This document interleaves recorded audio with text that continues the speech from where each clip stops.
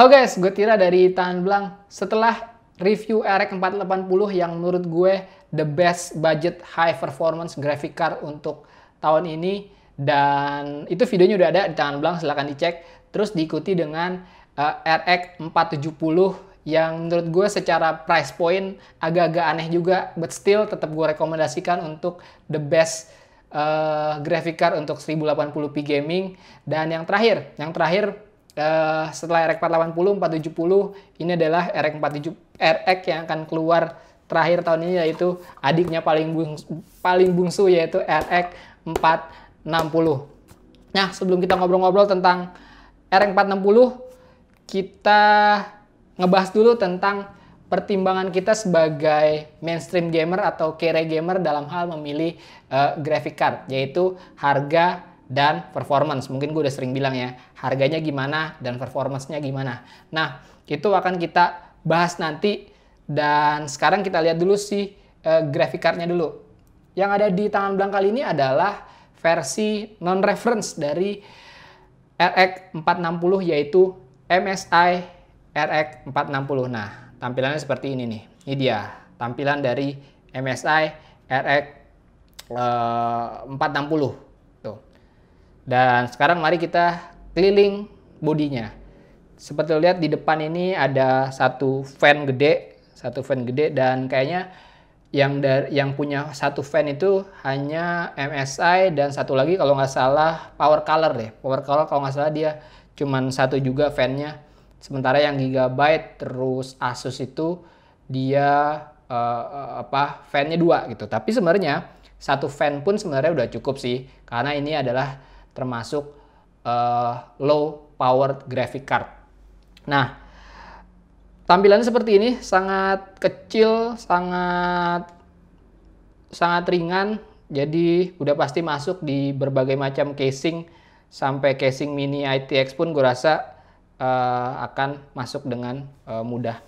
Terus kita lihat di belakang secara konektornya ini ada 3. Yang pertama itu DVI-D, terus ada HDMI, dan ada DisplayPort gitu.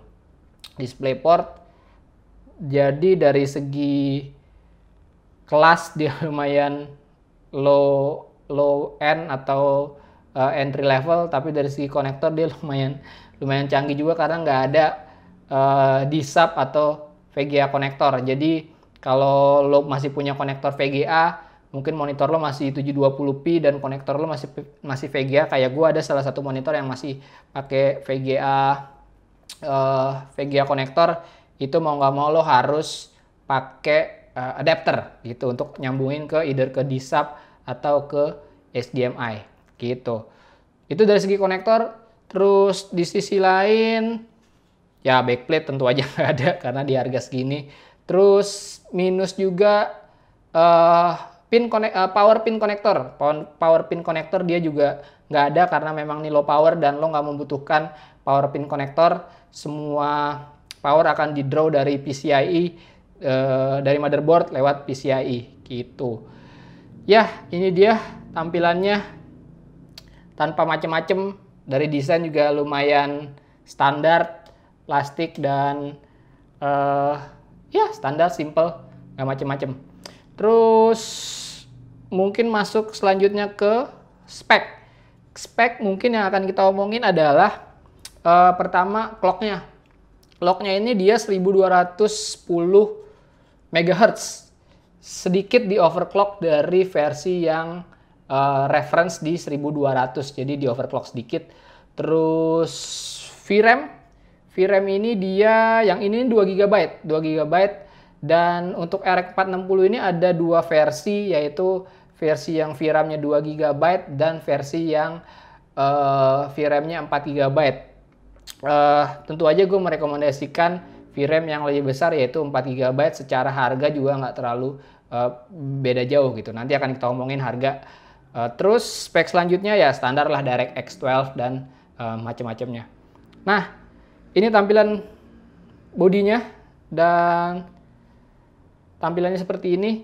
Selanjutnya mari kita bahas yang tadi gue bahas pertama, yaitu dua pertimbangan kita sebagai mainstream gamer atau kere gamer. Jadi pertimbangannya harga dan satu lagi performance. Nah, mari kita ngomongin harga. Untuk harga, karena ini adalah sebuah entry level graphic card, tentu aja harganya akan lebih murah dari RX 480 dan RX 470. Nah, tapi pertanyaannya adalah seberapa murah gitu. Karena once kita melihat graphic card, itu salah satu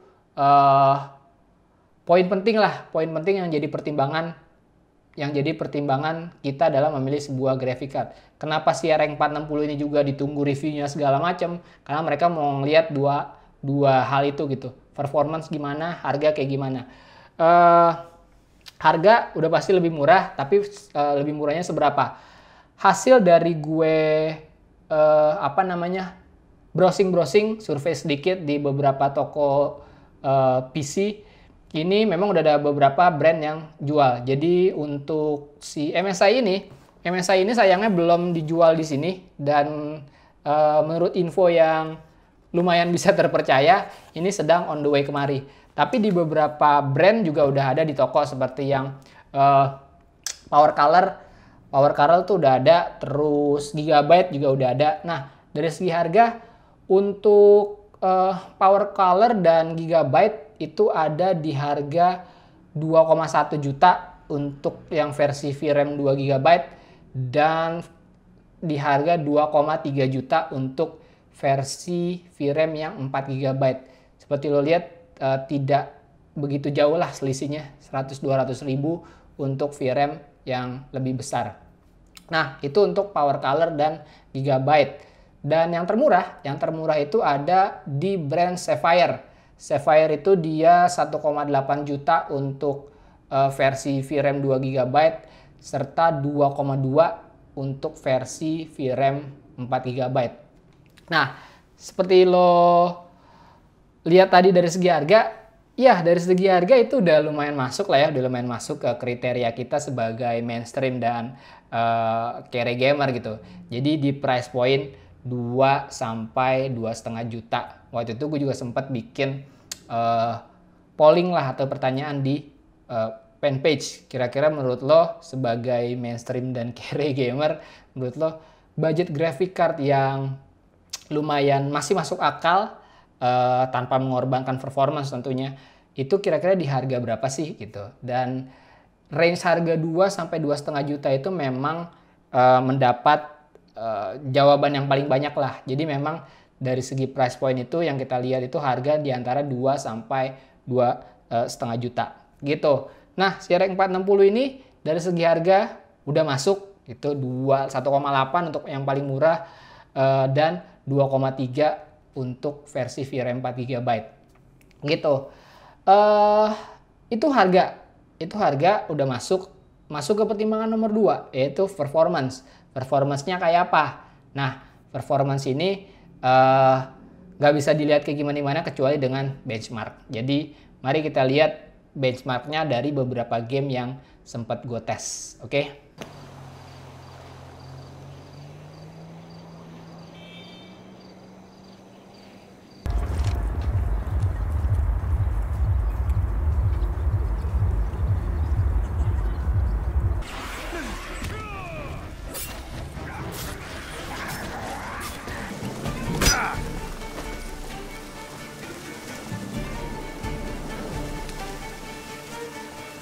Nah, dari hasil benchmark kita lihat RX 460 ini cukup impresif. Gue cukup impresif melihat performance dari RX 460 ini dalam membabat habis game-game terkini di resolusi 1080p, terus setting juga medium sampai high, dan frame rate yang sangat playable gitu. AMD sendiri sebenarnya menargetkan si RX 460 ini untuk e-sport. Nah, seperti lo tahu, dia menargetkan ini untuk e-sport. Ya, Dota, League of Legends, CSGO segala macem. Walaupun menurut gue itu agak underestimate sih, tapi mungkin mereka menargetkan itu karena memang dengan graphic card RX 460 ini lo bisa main-main game e-sport itu di frame rate yang lebih tinggi gitu kayaknya. Karena untuk game-game yang e-sport ini frame rate yang 60, di atas 60 itu memang lebih mantap lah buat mainin, dan lebih membantu juga kayaknya untuk tipe-tipe game yang kayak gitu.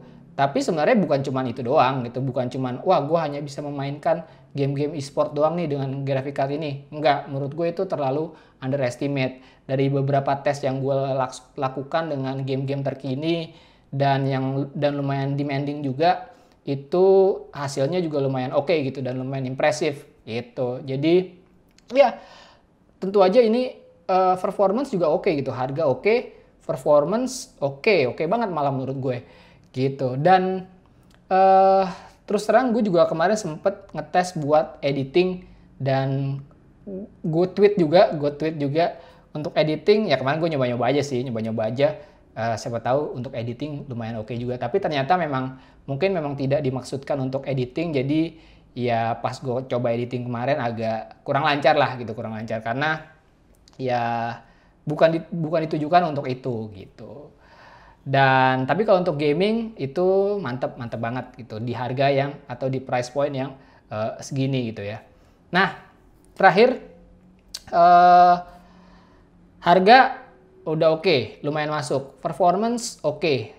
Pertanyaannya ini buat siapa ya? Ditujukan buat siapa si RX 460 ini? Nah, menurut gue buat lo yang mau build budget 6 jutaan gitu, atau lo mau build mini PC atau HTPC sekaligus Steambox, dalam arti PC yang lo taruh di ruang tamu yang secara build juga kecil, mini ITX, dan lo mau gunakan buat streaming HD content ke TV lo, tapi bisa buat main game juga gitu, bisa jadi Steambox juga. Nah ini graphic card yang cocok buat lo karena dari segi ukuran nggak terlalu gede, dari segi